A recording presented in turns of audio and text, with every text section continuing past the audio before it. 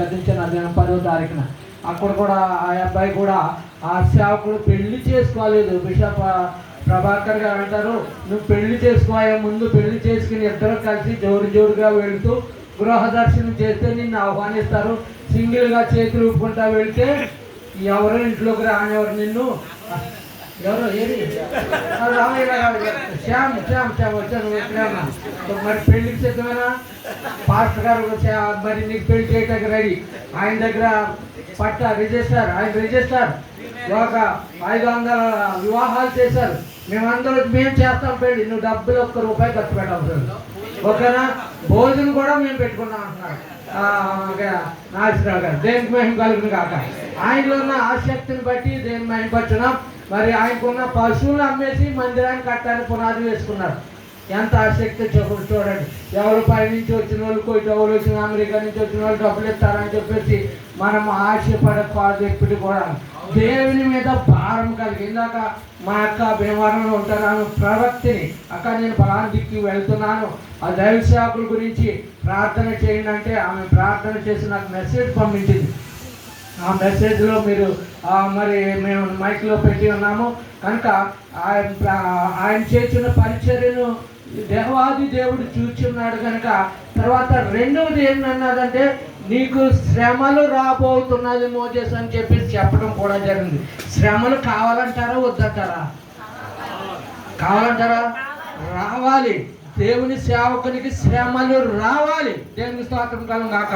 శోధింపబడిన మీదట నేను సువర్ణమై మారేతను. ఇంకా అంత పాడేస్తే అందరు లేచి వెళ్ళిపోతారా? భోజనం ఓకే. దేవుని స్తోత్రం కలుగును గాక. కనుక శోధన వస్తుంది. మీరు శోధన జయించడానికి మనకు ఒక ఆయుధం ఉన్నది, ప్రార్థన అనేటువంటి ఆయుధం ఉన్నది. దైవజనుడు మోసెస్ గారిని బట్టి నేను దేవుని మహిమపరచు, వారి కుటుంబాన్ని బట్టి నేను దేవుని మహిమపరచున్నాను. దేవుని పిల్లారా, ఆయన దేవుని సేవకుడు అలాగే కన్నీరు కాల్సి ఇక్కడ అయినప్పటికీ ఆయన ప్రకటన గ్రంథంలో ఆయనను నీ మీద తప్పు ఒకటి మోపవలసి ఉన్నది అంటున్నాడు. ప్రసంగి ప్రకటన గ్రంథంలో మరి ఆహార రాసినటువంటి ఆ 14 దేశంలో ఉన్నటువంటి భక్తులకి దేవుడు తెలియజేసిన రీతిగా ప్రాప్త అయినటువంటి విజయక్క గారు కూడా ఆ ప్రవచనము శ్రమలు రాబోతున్నది అంతం వరకు సహించి ఈ ప్రాంతాన్ని అంతటిని మీకు ఇస్తానంటున్నాడు దేవుడు. నమ్మిన వారు దేవుని స్తోత్రం చెల్లించండి. ఈ యొక్క మైక్ ఎంత దూరం ఉన్నదో అందరూ ఇక్కడికి వచ్చి సమస్త దేశ ప్రజలకు నా మందిరము సమస్త దేశములకు ప్రార్థన మందిరం అనబడును. దేవునికి స్తోత్రం కలుగాక. అనేక ఆత్మలు ఇంకా బయట ఉండిపోయినవి, అనేక ఆత్మలు బయట తిరుగుతూనే ఉన్నవి. వాటిని పట్టి ఇచ్చేటువంటి బాధ్యత, దేవుని సన్నిధికి తీసుకుని వచ్చేటువంటి బాధ్యత మీ మీద ఉన్నదని చెప్పేసి మేము కోరుతున్నాను. ఇంకా ముగింపులోనికి వస్తాను. ఇక్కడ చూసినట్లయితే మరి యెహోవా మందిరం గురించి ఇక్కడ రాయబడి ఉన్నది. దినవృత్తాంతంలో మొదట దినవృత్తాంతంలో 22వ అధ్యాయము ఏమని రాయబడి ఉన్నదంటే 5వ వచనం చదవండి. యెహోవాకు కట్టబోవు. మీరు సేవకులు కదంటే బైబిల్ చదవండి. చదవరాదు ఎవరను నన్నే చదివేసుకోమంటారా? ప్రసంగం నాది, బైబిల్ చదవడం కూడా నాదేనా? యెహోవాకు కట్టబోవు మందిరము దాని కీర్తిని బట్టి ఈ ప్రాంతంలో కట్టినటువంటి మందిరము జేడి నగరంలో ఈ పని అయిపోయింది అని సాతానుడు సంఖలో కొట్టుకున్నటువంటి రోజులు దినాలు ఇక్కడ మీరు అనుభవించి ఉంటారు. కానీ అయినప్పటికీ యెహోవాకు కట్టబోవు మందిరము చదవండి దాని కీర్తిని బట్టి అందమును బట్టి సరిపోతుంది ప్రసిద్ధమైనదిగా ఉండును. దేవునికి స్తోత్రం కలుగును గాక. చెప్తాం హల్లెలూయా. ఈ మందిరంగా వాళ్ళు నిర్మించబడ్డాయి కానీ దీనికి ప్లాస్టింగ్ చేయలేదు. బోల్డ్ పనులు ఉన్నాయి, లక్షల రూపాయలు. ఆయన పరలోకపు వాకింగ్లు ఇప్పి ఆయన మీ యొక్క ప్రతి అవసరాన్ని, ఆయన మహిమైశ్వరులు మీ యొక్క ప్రతి అవసరాన్ని తీర్చాలని చెప్పేసి నేను కోరుకుంటున్నాను. దేవునికి స్తోత్రం కలుగును గాక.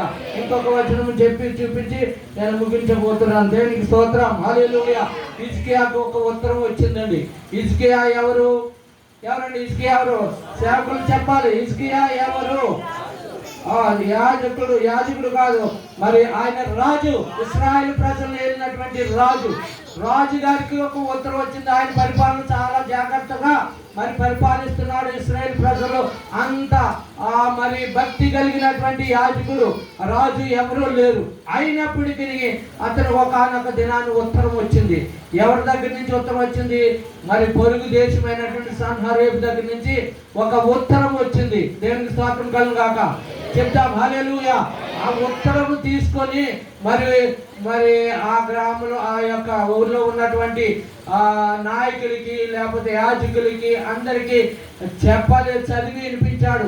నేను 3 రోజుల్లో ఈ దేశాన్ని నేను ఆక్రమించుకోబోతున్నాను. నీకు దమ్ముంటే, ఏమన్నాడండి?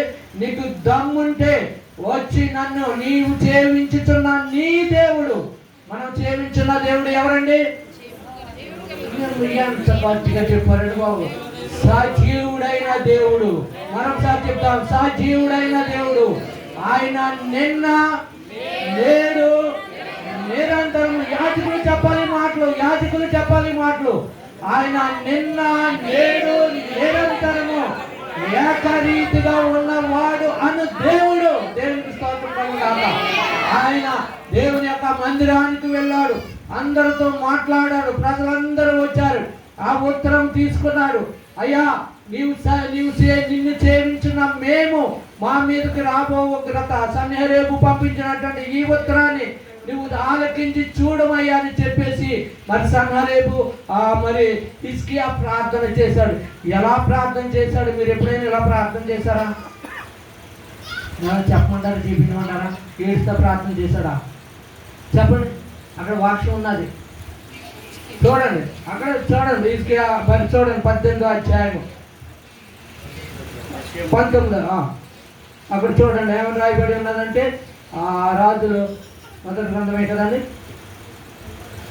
2వ గ్రంథం చూసినట్లయితే అక్కడ రాయబడినటువంటి మాటలు. ఆయన ఆ ఉత్తరం తీసుకుని పోయి ఏం చేశాడంటే అక్కడ ప్రార్థన చేశాడు. ఆ హిజ్కియా దూత చేతిలో నుండి 14 వచనం చదవండి. హిజ్కియా దూత చేతిలో నుండి ఉత్తరం తీసుకొని పోయి చదివి యెహోవా మందిరమునకు పోయి యెహోవా సన్నిధిని దానిని విప్పి పరచి, ఎలాగా ఆ ఉత్తరం తీశాడు, పరిచాడు, ఎడల్పు చేశాడు, విప్పి పరచి. తర్వాత చదవండి. యెహోవా సన్నిధిని ఇట్లని ప్రార్థన చేసిన యెహోవా కెరూబుల మధ్య నివసించుచున్న ఇశ్రాయేలుల దేవా, భూమి ఆకాశములను కలుగు చేసిన అద్వితీయ దేవా, నీవు లోకమందున్న సకల రాజ్యములకును దేవుడివై ఉన్నావు. యెహోవా చెవియొగ్గి ఆలకింపు. అందరూ సేవకులు కూడా చదవాలి మాటలు. యెహోవా చెవియొగ్గి ఆలకింపుము, యెహోవా కన్నులు తెరచి దృష్టించుము. జీవము గల దేవుడైన నిన్ను దూషించుటకు ఈ సన్హరేబు పంపించినటువంటి మాటలు ఏపాటివి? నీవు సజీవుడైన దేవుడు. దేవునికి స్తోత్రం కలుగుగాక. ఆయన సన్నిధిలో సాగిలపడు. చూపించారా? మా బట్టలు అయిపోతాయంటే నేనేమంటలేదు. ఇలా పడుకున్నాడండి. మా పాస్టర్ గారు ప్రభాకర్ గారు ఒకసారి ఎక్కువ కష్టం వచ్చేసరికి ఆయన గుళ్ళోకి వెళ్ళిపోయి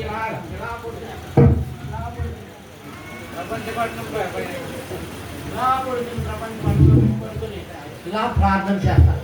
సాగిలు పట్టమంటే ఆయనకి సాష్టాంగ నమస్కారం చేసి ప్రార్థన చేస్తారు. హిజ్కియా కూడా అదే ప్రార్థన చేశాడు. సాగిలపడి ఆయన సన్నిధిలో మరి ప్రార్థన చేశాడు. కనుక ప్రార్థన చేసిన వెంటనే దేవుడు గొప్ప కార్యములు చేశాడు. దేవునికి స్తోత్రం కలుగుగాక.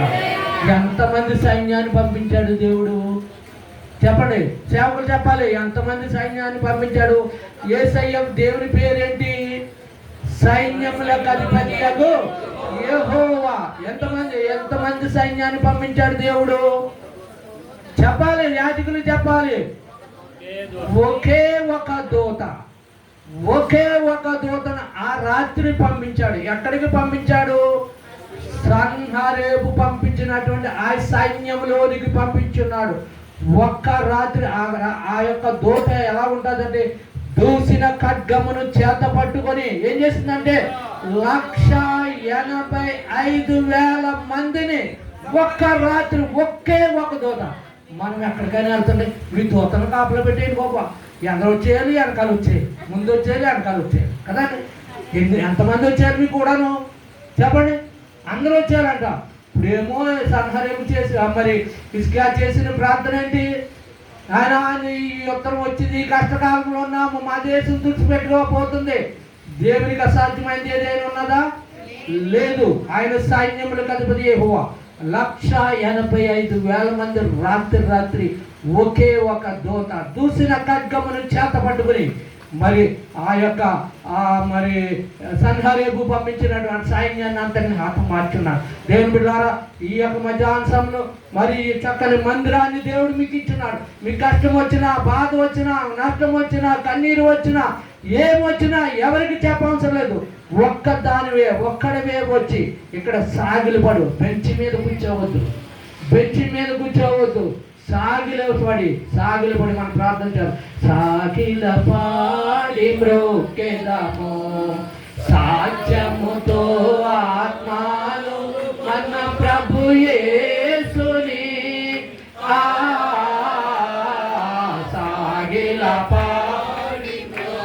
హల్లెలూయా, హల్లెలూయా. నువ్వు ఒక్కడవైనా, ఇద్దరైనా, ముగ్గురైనా, ఎక్కడ ఇద్దరు ముగ్గురు చెప్పలేదు ఆయన నామమున, దేవుడైన యెహోవా నామమున, యేసయ్య నామమున